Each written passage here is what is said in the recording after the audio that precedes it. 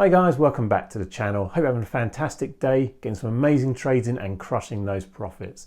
So a lot of traders tend to focus more on the strategy, the setup and back testing those to make sure they are reliable and consistent over a period of time. And don't look at the psychological side of trading and how our minds really take over and the fear and greed really start to play on the actual trades themselves. Let's say we don't let them run long enough, or we just literally let a loser run forever in the fear of being proven wrong in that our trading was actually going against us. So because of those reasons, I'm a firm believer that spending the majority of the time working on our psychology, building ourselves as better traders to be more consistent, is probably more beneficial than back testing a strategy for multiple years, because like I say, the conditions in markets change, but our minds should stay the same over the duration of our trading career.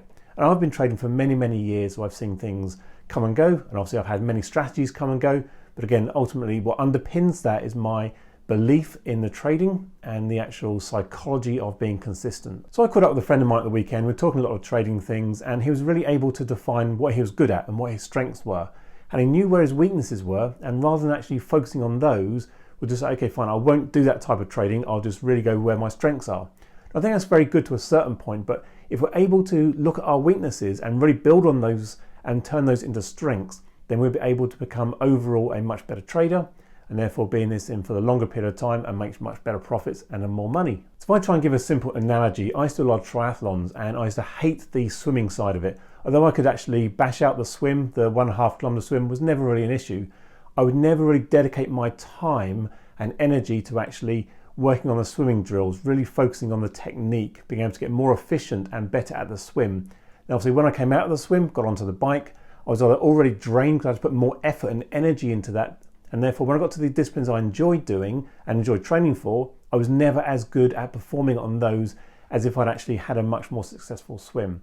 So obviously, the benefits of turning that swim weakness into a strength, I'd have had much stronger core muscles, I'd have better for the cycling and the running, I'd have better cardio based on being in the pool a lot longer, and therefore it would have just made the whole process much easier. And obviously recently I've been looking at my trading, looking at where my strengths and weaknesses have been, and my key weakness recently has been wanting to be in the markets all of the time. The psychology of over trading was coming into it, and that's why I've done a video recently around removing some of the apps from my phone and therefore not looking at price all of the time.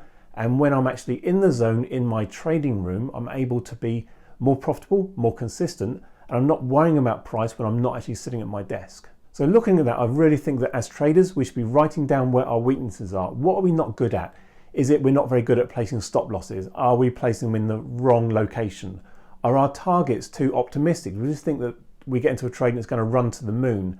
Let's look at where our weaknesses are, where our trades are not performing, and focus and go over and over again and make it better and better to become better traders. And this is not something that's going to happen overnight. It might be we have to change radically how we perceive trading, what our belief systems are, how we actually get into a trade, how we manage the trades. And it could take a long period of time.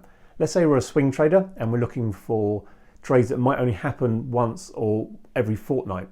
And therefore, to be able to get into a long pattern and be able to review and look at those trades could take 3 months, 6 months, or a year.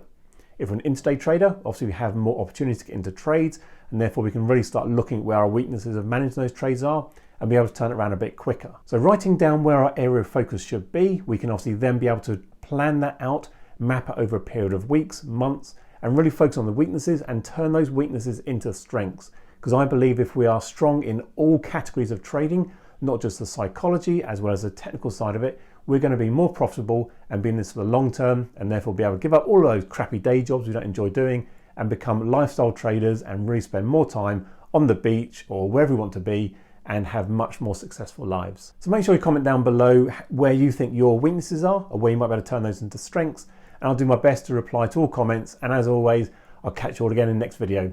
Cheers.